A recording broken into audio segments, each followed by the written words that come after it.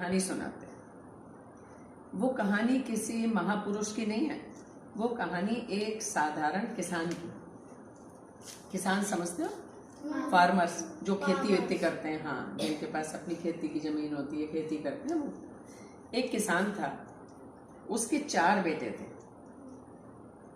चारों बेटे बहुत अच्छे थे, खेती करते थे और सब आपस में प्रेम से रहते थे।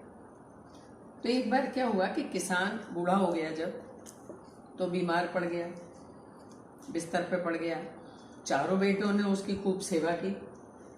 एक दिन उसके मन में ये बात आई कि अब पता नहीं मेरी जिंदगी कितनी लंबी है, या पता नहीं मैं कल को ही चला जाऊं, मेरे जीवन का कोई भरोसा नहीं है।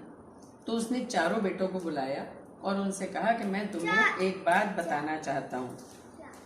बच्चे बोले बताइए। बोले जाओ थोड़ी सी लकड़ियां इकट्ठी करके लाओ। बच्चों ने सोचा पता नहीं क्यों कह रहे, लेकिन बड़े बड़े लड़के थे, वो गए और सारी लकड़ियां इकट्ठी करके ढेर सारी और ले आए। तो उन्होंने कहा इन सब लकड़ियों को एक उसमें बंडल में बांध दो, रस्सी लो और इन सब लकड़ियों को बांध दो। लड़कों ने वो सारी लकड़ियां जो थी वो एक बराबर करी और उसको रस्सी से बांध दिया। अब उन्होंने कहा, पहले एक बेटे को बुलाया, उससे कहा चलो तुम इसे तोड़ो। बोला अरे पिताजी ये इतना बड़ा गट्ठर कैसे टूटेगा? बोले तोड़ो, तुम्हारे अंदर इतनी ताकत है।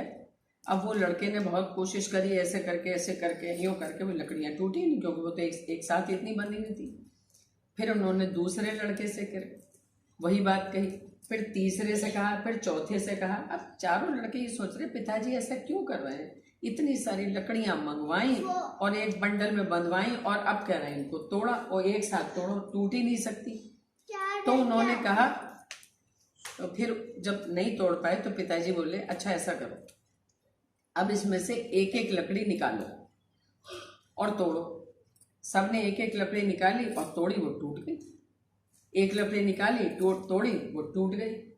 जब तक वो एक साथ बंधी हुई थी तब तक नहीं टूट रही थी, लेकिन जब एक एक करके निकाली तो वो टूट गई, सारी लकड़ियां तोड़ दी।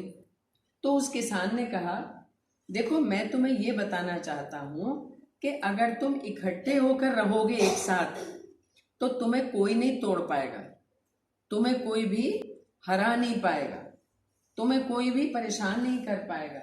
और अगर तुम अलग अलग हो गए, आपस में लड़ाई कर ली, सब अलग अलग चले जाओगे तो कोई भी तुम्हें आसानी से हरा सकता है। इसलिए एकता में शक्ति होती है। एकता का मतलब यूनिटी।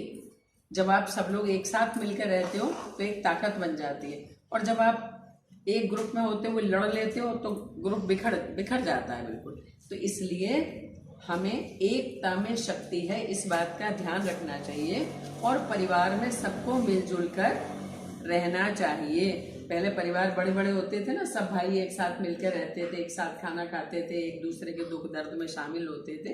तो हमें परिवार में जुड़ के रहना चाहिए। हमें एक दूसरे से कोई मनमुटाव, लड़ाई नहीं करनी चाहिए और एक दूसरे के सुख दुख में खड़े होना चाहिए। समझ में आया?